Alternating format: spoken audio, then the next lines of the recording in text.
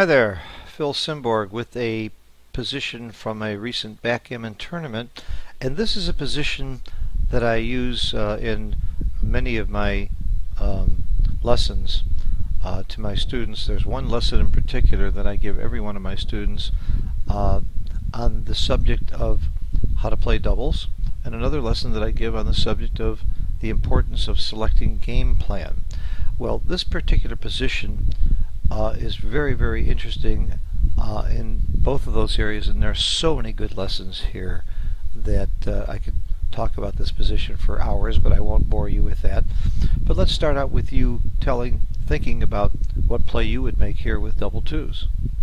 Red's on roll, score is 7 away, 7 away. Red to play double twos. What do you do?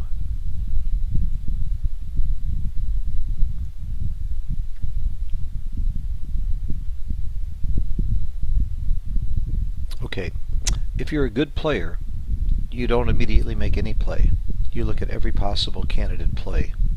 And if you're a good player, before you make any play, you also strongly consider, what is my game plan? Am I racing, priming, or hitting? Those are the three major game plans. There's different types of hitting games, and there's different for example, a holding game, you're waiting for a shot. A back game, you're waiting for a shot. An attacking game or a blitzing game, you're hitting immediately. There are tempo hits. There's all kinds of hitting games, but they all boil down to the fact that your major game plan, or the major way you would win the game, is by hitting. Some game plans are priming, trying to block. Obviously, Red's got a great start of a prime, and with the double two you can make a full prime. And then there's racing games where you simply try to win the race and try and beat your opponent around the board. And when you select your best game plan and then you make your checker play, and make sure that your checker play is in consort with your game plan and supports the game plan, you're more likely to make the right checker play. You're much less likely to make a blunder, and you'll usually make the right play, or even if you don't make the right play, it won't be too bad. One of my favorite sayings about doubles is, when you roll doubles, look for a great play and then find a better one. Because the biggest problem with doubles is there's usually one or two plays that just jump out at you that, boy, that looks good, and you usually make it, pick up the dice, and as you're picking up the dice, you say, oh my god, I didn't see that.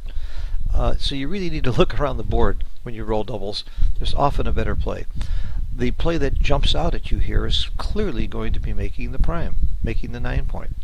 Everybody likes to make a 6 prime, and it's almost a knee-jerk reaction to do that, and a lot of players will just see that play and make it and not even consider another play. Well, another play to consider would be making the ace point from the 5 point, hitting 2, putting 2 checkers up, going for the all-out blitz, deciding to play a hitting game. You're certainly going to win more gammons that way. And another play to consider is to go from 7 to 3. A lot better structure than making the ace point. You're only putting 1 up, but certainly still a better structure than the other. Those are probably the 3 best candidate plays. If I'm missing something, it's quite possible too that there are other plays, but I don't see anything that makes a lot of sense. You could hit loose from here, but why would you hit loose if you could make the point? It's probably better even by giving up the 7 point. Well, the answer is, when you're selecting your game plan, here you really have a choice between a priming game or a hitting game. There's no question, if you make a prime, you're probably going to win this game.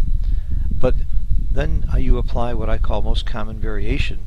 What's most likely to happen? If you make the 9 point, if he rolls a double 1 or a 2, any 2, he's going to make this point, and he's got a chance to win from there. Not a great chance. The 3-point holding game isn't very good. Doesn't win that often. He's not likely to get a shot and win it. But he certainly isn't going to get gammoned very much. So you've pretty well thrown your gammons away. If you make the 3 point from the 7 point, you'll still probably win the game a lot, most of the time, but look how many more gammons you get now. Now, of course, he could roll a 1 and anchor, but you might be able to attack him next time. But even if he rolls the 1, you're still going to get some gammons from here. And if he doesn't roll a 1, you can go forward and attack. His board is not that good. The answer is to make the 3 point.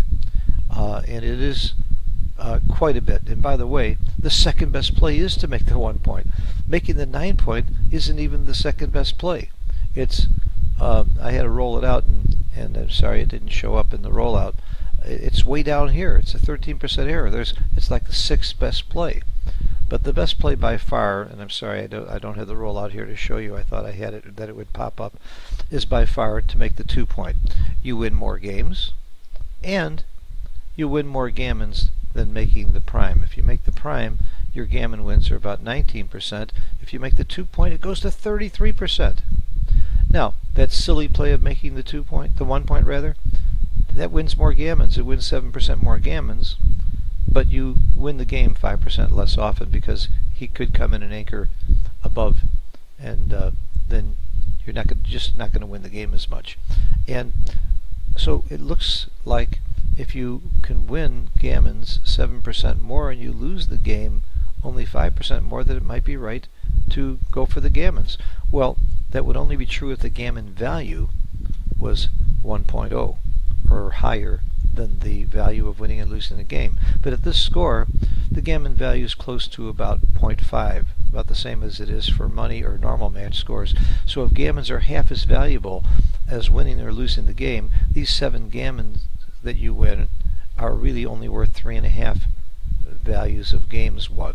And since the games won are 5, you just go for the more wins. But again, the biggest lesson here is don't do a knee-jerk play. You see doubles and see you can make a 6 prime, which is what we've all been conditioned to try to do. Realize that your game plan is the key to any checker play, and that your game plan here, that you're going to win overall more games and more gammons by attacking, by playing a hitting game plan. Hope this was illuminating for you. I hope you got the right play for the right reasons. I hope you saw all 3 plays on your own. Not to even see the play, or not to even see one of those possible plays, shows that you have a hole in your game that you need to work on right there. Before you make any checker play, look at every possible candidate play and then start ruling them out. Sometimes you'll be surprised. It was the 4th or 5th play that you saw that turns out to be the best play. Thanks for watching, and I hope to see you all in Pittsburgh this weekend. I'm running clinics for beginners that are free. They don't even have to be in the tournament. I'll have 2 or 3 clinics to help beginners get into the game. I'm doing a lecture, and I'm running the Calcutta, and I'm going to win the tournament. So I hope you'll all come there to join me for a really, really fun, great tournament. It's not too late to get in. Go to www.chicagopoint.com and pull up the mark your calendar and click on Pittsburgh. You'll get an entry form, everything you need. And that website's a good place for keeping up with what's going on in your schedule. And if you're a USBGF member, which I hope you are, we've got a lot of great information on the USBGF website about upcoming events as well. See you there. Bye-bye.